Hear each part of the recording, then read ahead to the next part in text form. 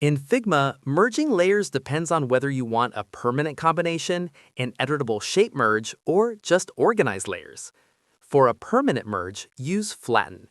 This combines multiple layers into a single vector layer, so you won't be able to edit the original shapes individually anymore. You can do this with the shortcut Ctrl+E on Windows or Command+E on Mac, or right-click your selection and choose Flatten. For a flexible, non-destructive merge, use Boolean operations in the top toolbar.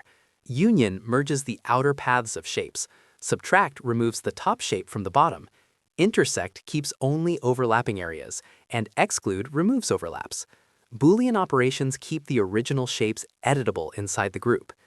If you just want to organize layers without merging paths, use groups or frames.